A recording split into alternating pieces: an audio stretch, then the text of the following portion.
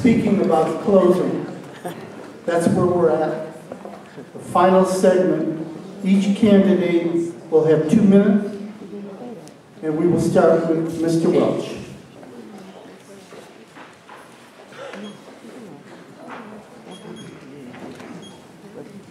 I want to thank you all for being patient with us tonight and allowing us to come before you and share our vision for the next representative for the 2nd District. I am truly a person who wants to come and serve you as your next representative in the 2nd District. I have spent my entire life here. My entire family has spent our entire lives here, and we don't plan to go anywhere. And the only thing you can do when you're living in a community to make it better is to get involved in that community, and that's what we're doing. Of the candidates that are before you, I believe that I am the best qualified person to serve as your next state representative. You have to ask yourself at the end of the night, who is the one that you truly believe that can go down there and get it done? There's a lot of things that people have said about Chris Welch, but they can't say that I'm ineffective. When I go down to Springfield and I tell you I'm going to do something, I'm going to do it. If I tell you we're going to build a school, we're going to build a school. If I tell you we're going to get bus transportation, we're going to get bus transportation. If I tell you we're going to do all that and balance your budget, we're going to balance your budget. There's only one candidate that can tell you that they'll get it done and get it done. And that's the candidate who has the experience of the last 10 years of serving on the Proviso School Board, serving as the chair of a hospital board, serving on the mosquito abatement board. I have the experience, the education, and the background and the passion for the 2nd District to be your next state representative who's going to go down there and get it done. So I'm asking all of you, when State Representative Yarborough sends you an email and asks you to endorse one of these candidates, please press Emmanuel Chris Welch to be your next state representative. Thank you very much.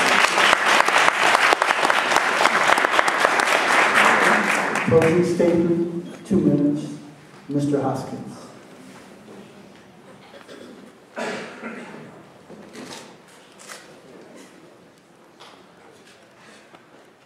It's been an honor to speak to you all this evening.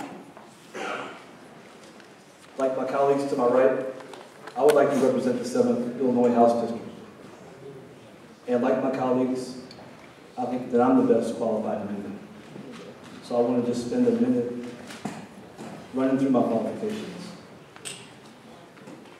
First of all, I've worked extensively in government. I've worked at just about every level of government. I've worked in federal government as a clinical social work intern for Hines Veterans Hospital. I worked in a locked psychiatric ward. I worked with men and women who probably would have gone to jail had it not been for their veteran status. In many cases, these persons were going through fits due to mental health, or in some cases due to substance abuse. But once they stabilized, we made sure that they had the benefits that they deserved as veterans of our United States Armed Forces. I mentioned earlier that I worked extensively in state government, 6 years at the Illinois Department of Commerce. I worked in the private sector, working with companies to decide where they wanted to make an investment. And I'll take that experience and make Illinois a more competitive job creation environment. Not by myself, but by building coalitions, which is something I've done locally and something that I'll do in Springfield. Governor Pat Quinn appointed me to one of the bonding authorities in 2010.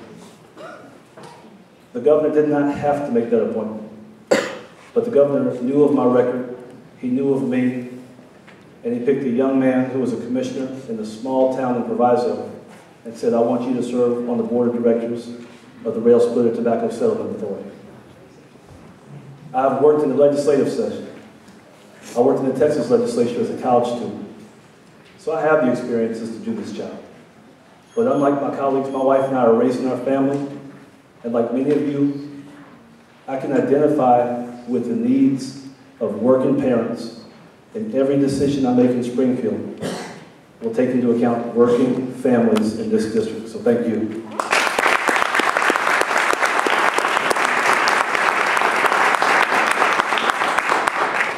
Ms. Miller, your concluding statement, 2 minutes, please.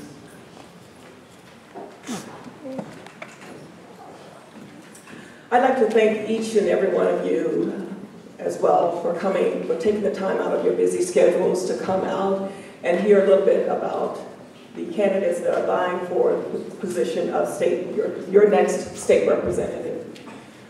As my colleagues have mentioned, they feel that they are the best candidates.